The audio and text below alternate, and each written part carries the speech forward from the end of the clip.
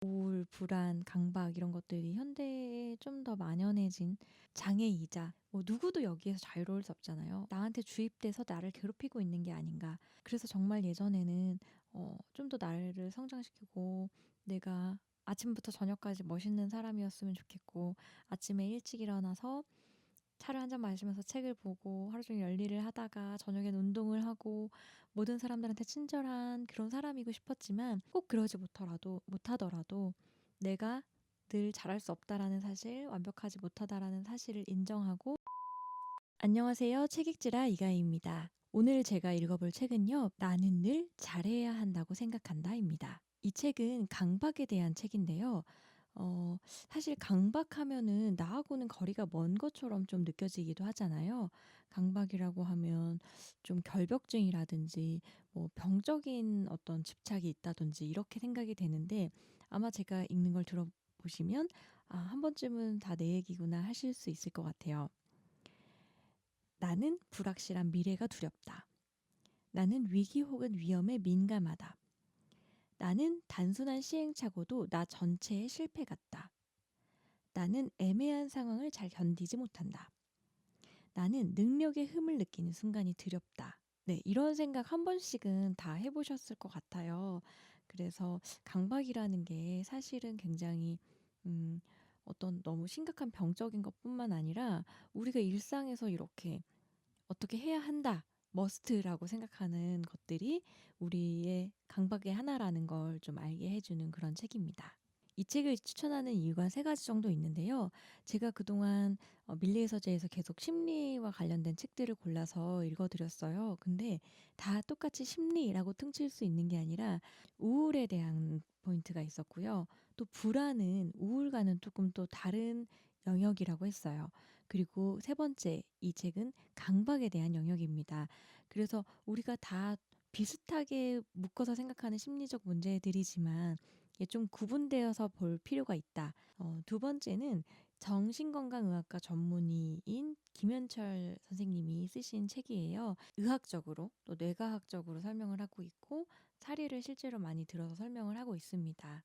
저는 세 번째는 또 사실 의사 선생님이 쓴 책들이 약간 딱딱하게 느껴질 때가 많았거든요. 공감이나 이런 부분에서. 근데 선생님 실제로 본인의 이야기도 하시고 환자들을 만나면서 느꼈던 부분도 이야기하시고 그래서 굉장히 인간적이다라는 느낌이 들었어요. 이걸 쓰신 선생님의 맥락에 대해서 생각해보는 그런 재미도 있었던 책입니다.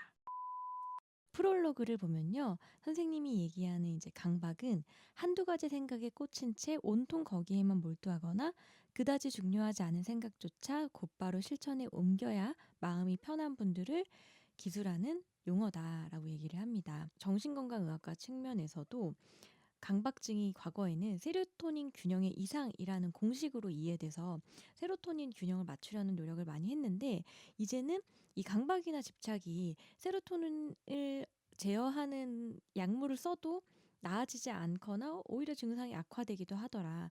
그러면 꼭 세로토닌의 문제가 아닐 수도 있겠다라는 현상이 보이기도 하고요.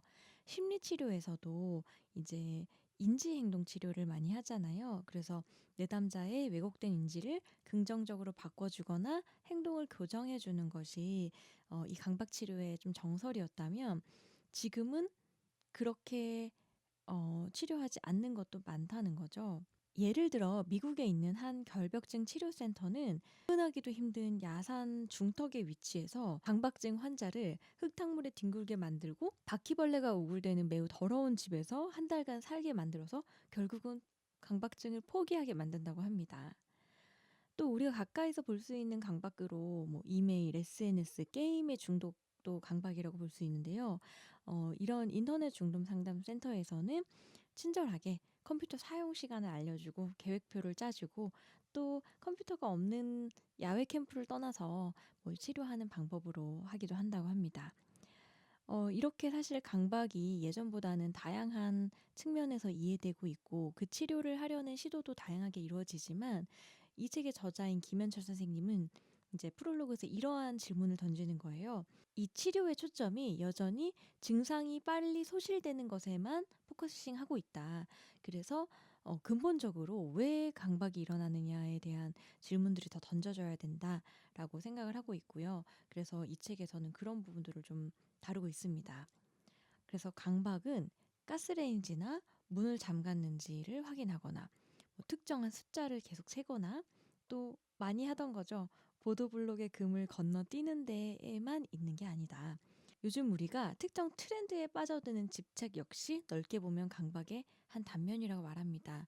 저는 이걸 보면서 예를 들면 한때 막 강타했던 미니멀리즘, 집에 있는 가구 다 버리고 무인양품 가구를 다 바꾸는 그런 현상도 강박이라고 할 수 있을 것 같고, 또 서바이벌 오디션 프로그램이 왜 인기리에 방영이 되는지, 정의란 무엇이며 왜 우린 애매한 걸 누가 대신 정해주길 원하는지, 왜 어떤 사람은 페이스북을 즐기고 어떤 사람은 트위터에 빠지는지, 이런 것들도 다 강박과 관련된 심리 상태에 연관이 있다는 거예요. 이 책에서는 그런 현상들까지도 좀 짚어서 얘기를 해주고 있습니다. 네, 그래서 이 책의 첫 번째 파트는요, 책의 제목과도 같아요. 나는 늘 잘해야 한다고 생각한다인데요. 내가 잘해야 된다. 나는 완벽하고 우월해야 한다. 라는 그런 환상들에 대해서 이야기하고 있습니다. 제가 이 책이 선생님 본인의 이야기를 많이 하고 있다고 했잖아요. 그런데 선생님도 이 강박에 대한 책을 쓰면서 나라는 인간도 결코 자유로울 수 없구나라는 걸 깨달았다고 해요. 어렸을 때 자기가 강박을 느꼈던 상황을 이야기하고 있는데요. 중학교 때 초등학교에서 중학교로 올라가면서 중학교 시험은 뭔가 좀 심오한 것이 있지 않을까라는 기대감이 있었다고 합니다. 근데 시험지를 받고 나서 중학교 1학년 때 비명을 속으로 질렀던 거예요. 이건 아니잖아. 이런. 응용력과 창의력을 함양해서 이 나라의 기둥을 만들어야 한다던 눈부신 교육 철학을 이제 시험지에서는 찾아볼 수가 없었던 거죠. 그래서 첫 시험을 치르고 나서 한참을 울었던 기억이 난다고 합니다. 과정이 중요하다고 역설했던 선생님들의 말씀은 죄다 새빨간 거짓말이었다. 시험 문제의 대부분이 우리가 단순 암기를 해서 풀 수 있는 그런 불편한 진실을 마주했기 때문에 굉장히 좌절했던 거죠. 그래서 평소 실력으로 시험을 봐야 된다라는 본인의 소신을 깨고 이제 반칙이라고 생각했던 작년 시험지, 소위 족보, 이런 것들, 시험 하루 전날 막판 조르기를 해야 된다. 이런 사실이 비통했습니다. 하지만 중학생이 어떻게 하겠어요. 자기는 그 사실을 받아들이고 말았다는 거죠. 돌이켜보면 그때부터 전 교과서나 참고서를 볼 때 한 글자 한 글자가 다 시험에 나올 것만 같은 불안에 휩싸였습니다. 잘 외워지지 않는 대목일수록 곱게 넘어갈 수가 없었습니다. 일단 무조건 외우고 나야 뭔가 든든한 안정감을 느낄 수 있었습니다. 더군다나 의대에 들어간 뒤 그 버릇은 더욱 강화되었습니다. 기출문제집들을 바라보면서 이른바 꼼수가 통하는 현실에 눈물 섞인 조소를 알리던 기억이 지금도 생생합니다. 이처럼 완벽주의는 우리를 성실하게 만들지만 그 성실함은 왠지 모르게 서러울 때가 있습니다.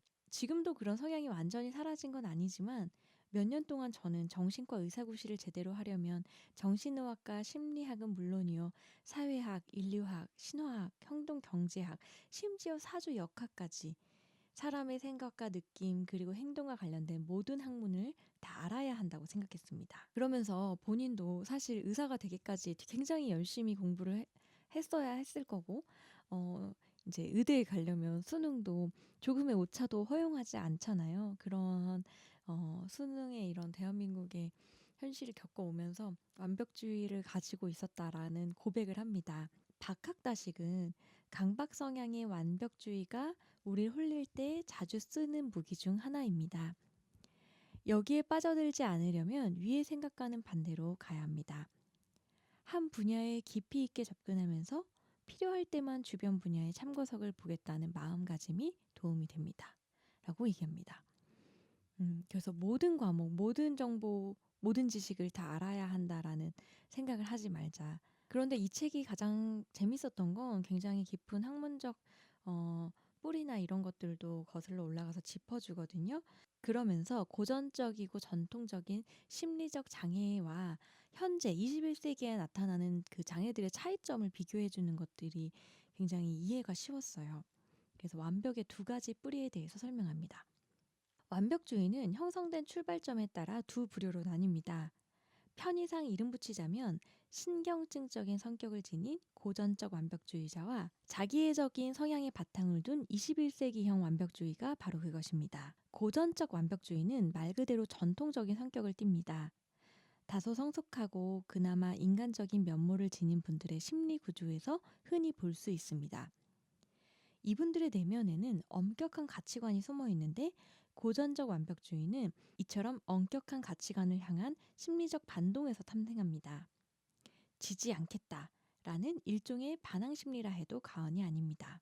이런 견해에서 보자면 고전적 완벽주의는 내면에 경직된 도덕관념과 그와 연관된 죄책감에 맞서려는 일종의 방패 역할을 담당합니다. 완벽주의를 추구하는 모습 자체만으로도 뿌듯함에 가까운 편안함을 느끼는 이유 역시 이미 마음속에 내면화된 엄마나 아빠로부터 칭찬받을 것 같다는 느낌, 다시 말해 그들의 사랑을 지속적으로 받는 것 같은 느낌이 좋기 때문입니다. 영국의 정신분석가 샌들러 박사는 비록 허상이라도 내면화된 사람들이 존재하는 마음속 공간을 표상세계라 칭했습니다.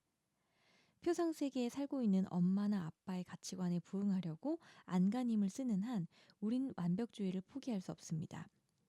이것이 바로 고전적 완벽주의의 심리적 출발점이 됩니다. 네, 여기서 표상세계에 있는 엄마 아빠라는 개념이 나오잖아요.